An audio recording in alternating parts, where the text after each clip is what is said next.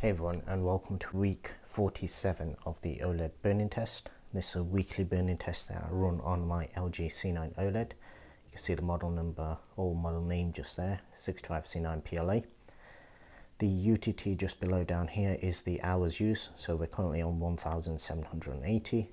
Just below that, OFFRS is the mini pixel refresher count, so it's run the mini pixel refresher 322 times, with the last one having run at 1778 hours, and one major pixel refresher which was run on 151 hours. So with that, I will exit out and restart the test.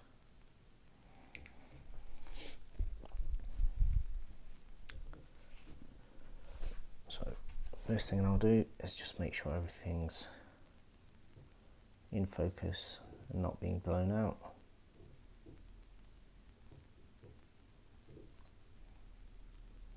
Okay, so usage for the past week has, you can see from the hours, been a lot less than recently.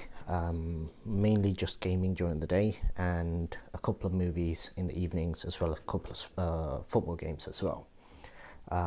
For those of you who are watching this perhaps for the first time, firstly, welcome to the channel.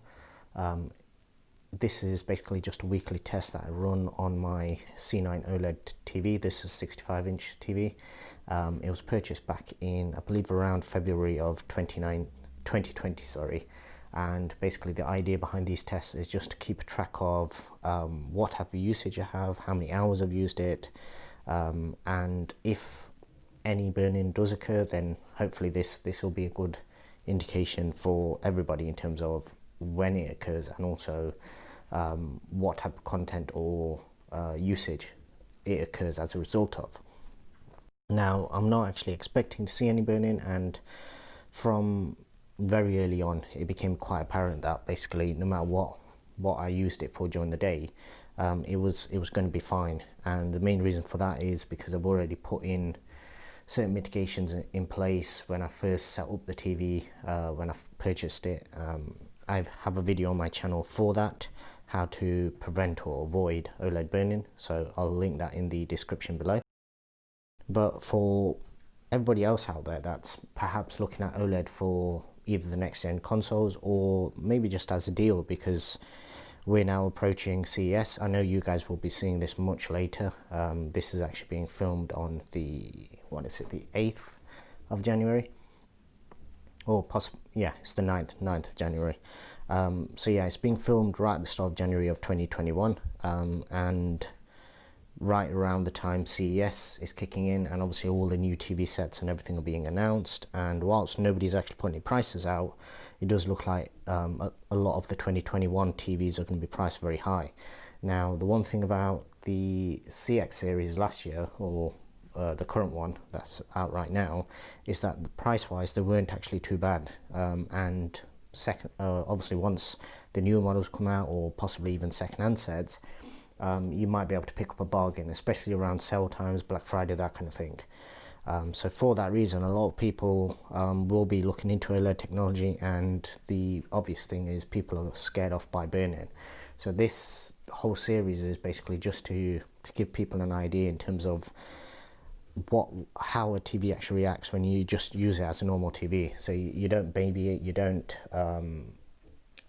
turn the TV off straight away as soon as you have any type of still image. If you pause a movie or something, you don't instantly turn the TV off.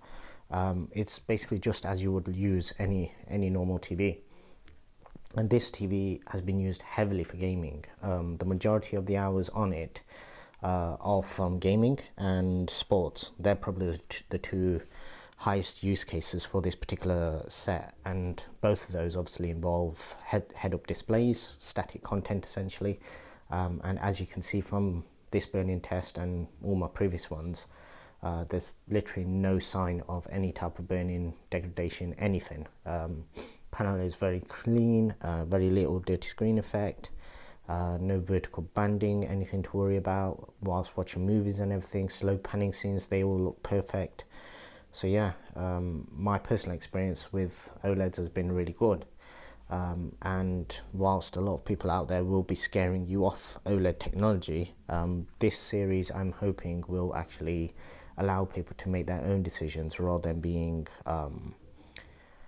scared off the technology just because maybe somebody had a really older OLED, maybe the B6 series or the C6 series, something like that, maybe even the 7 series back in 2016, 2017 time, before a lot of the improvements, a lot of the panel changes, a lot of the pixel substructure changes were made.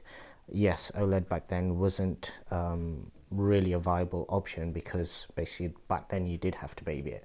Whereas if you're buying any OLED 2019 or newer, this is basically what you're going to get, if not better, because obviously this is essentially a 2019 TV, even though it was purchased in 2020.